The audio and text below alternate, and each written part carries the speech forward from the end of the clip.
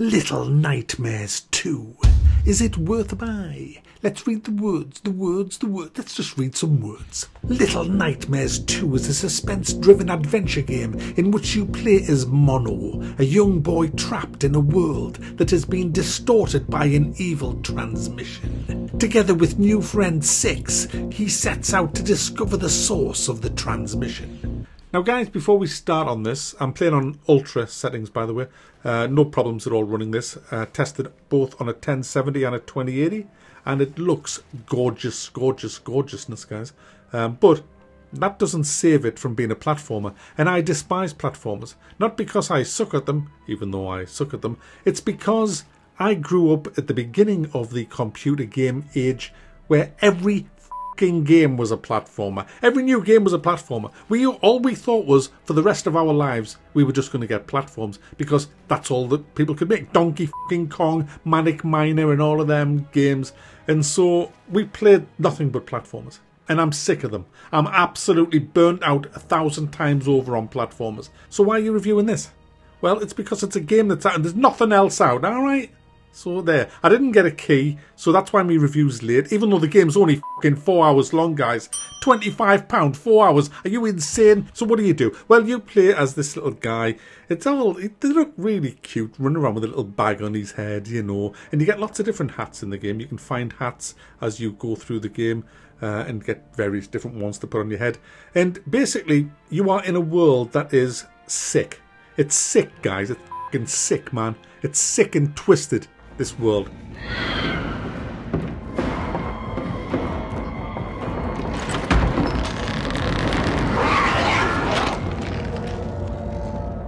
And you have to solve little puzzles that you'll come across or face awful deaths, guys. Lots of ways. They should call this a billion ways to fucking die and rage quit. Now, I played this with a controller because this is the kind of game you want to play with a controller, to be honest. But it does play alright with a mouse and keyboard, except the bit where you have to shine the torch, which is anything where you have angles and you're using keys. It's hey nonny no, guys. You need the analog sticks, you know, of a controller. So if you have a controller, I highly.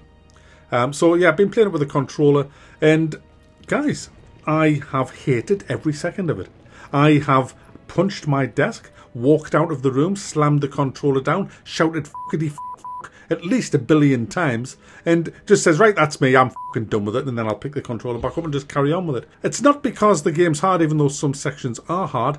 It's simply because I loathe this game with every microfibre of my body, even if I had microfibre. I think I do have microfibre in my body because I had a hernia and they put this like little thing inside us, like a mesh, and I think that was microfibre. Max, shut up! But in the game's defence, guys, it does have nice visuals and a lovely atmosphere, and some of the puzzles are quite decent as well, quite satisfying. Others will have you scratching your head as you kind of look around wondering what you have to do and manipulate.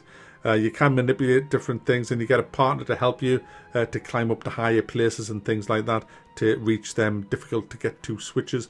But it is a bit clunky. I found the controls, even on a controller, clunky. Sometimes you're trying to line yourself up with something and it's just looks right, but it just isn't. It's just the nature of these games, I think. Now, I'm not the kind of ignorant twat that's going to thumb this game down, because I can clearly see how good this game is if you like platformers. I mean, you know, I just don't like platformers, but I have to say, after playing the game, I do feel that it is pretty decent. It has quite a few stealth areas where you'll either get shot at or eaten if you're caught, using boxes and things like that for cover. There's a sneak button where you can't be heard, and you have to use that quite a bit. There's also a very generous save system in this. You can't actually save your game, but there's like a checkpoint thing, and the checkpoints are very generous, which I liked, sucking as much as I do. It's great to know that you don't have to go back and do a lot of... I mean, sometimes you do get sent back a little bit further than you want, but most of the time I found that if you die, it isn't that punishing of a game. You can fully bind your keys as well. Like I say, I tried it with the keyboard and the mouse, but I do prefer the controller because of the analog turning with the torches and things like that. But overall, it's quite a nice polished game. A little bit clunky at times, brilliant atmosphere, looks awesome. I just hate f***ing platformers, so that's the problem with it. But it's still worth a buy.